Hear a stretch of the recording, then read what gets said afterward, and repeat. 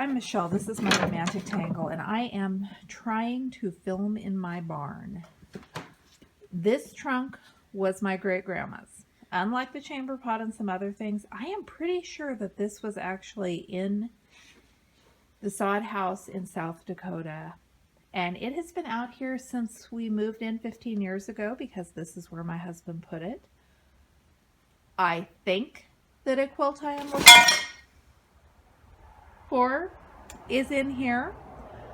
I hope that another quilt that I am looking for is in here, and possibly something else. And there's a lot of room in here that will hold more than just 3 quilts, so I'm almost a little scared to open it. Let's see what we find. Hey, it opens. That's a good sign. Okay, we have a baby bouncer that is not going back in there. And look, first thing on the top is the quilt I was looking for. No, these quilts do not belong in a trunk in my barn. I am fully, totally, 100% aware of that, and I am remedying the situation now.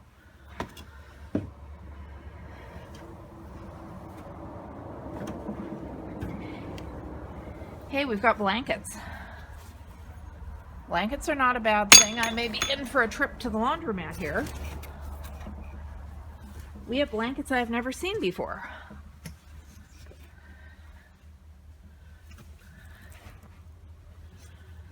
And we have the quilt that I was hoping to find, the second quilt that I was hoping to find. And now, okay, now I'm confused because I don't know where or who this quilt came from. Okie dokie then. And more blankets. And let's, just because I am a curious type, let's see what, if we can find a date on this newspaper here at the bottom.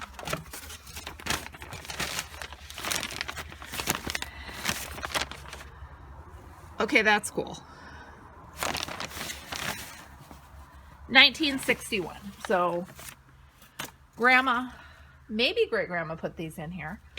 I'm going to haul these quilts into the house and we will unfold them and get a better look.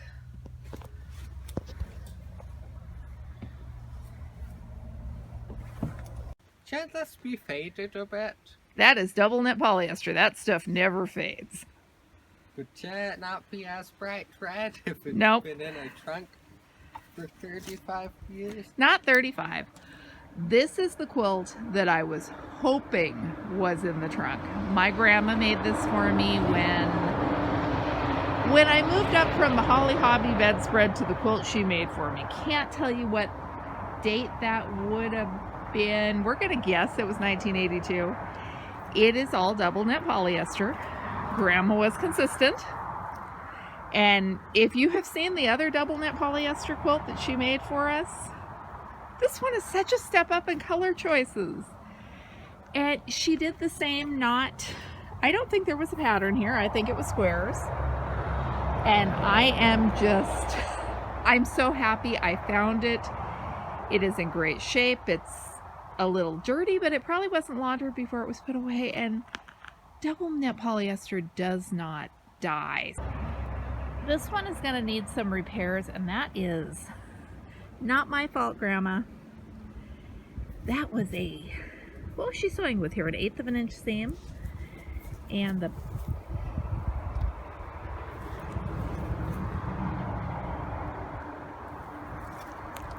yeah, she used 1/8 inch seams on this. I am going to take it to the laundromat and tumble it through the washer, and we will see where we can go from there. Okay, now I know where this quilt came from because I did not recognize it at all. The backing gives it away. This is the quilt that my husband and I hung in the window of an apartment, and the sun destroyed the backing, and I think my husband's grandmother made this, is the story I was told. I apologize to her memory because I was 19. I didn't know better. And honestly, it was my husband's quilt. Turn it around, Gwen.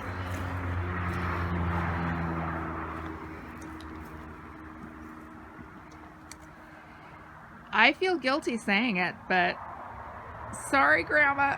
Bill's grandma made a prettier quilt than you did. I don't love it as much because my grandma didn't make it, but as far as a cohesive pattern and neat fabrics, this one wins. It is double knit polyester. I am excited.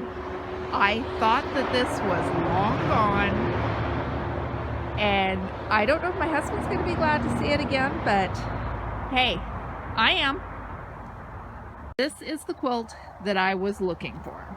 It is the one I knew was in there, that I knew had some damage, because we have double knit polyester, we have cotton, we have a woven synthetic, we've got some real wool that felted, we've got some nylon pre-quilted. It's an interesting combination of fabrics. We'll call it that.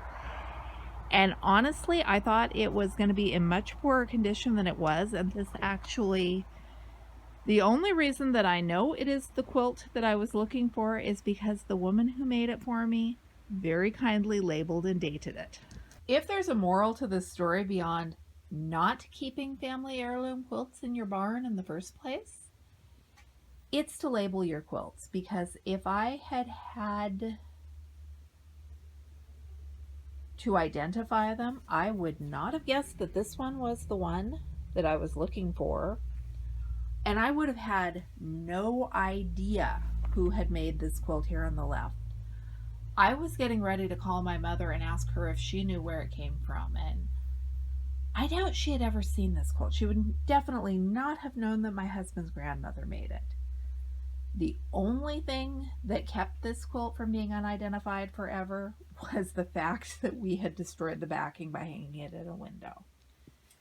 And honestly, the only one thing that identifies this red one is that I remember my grandma made it for me. I don't label my own quilts. I know better. I know I should, but I don't.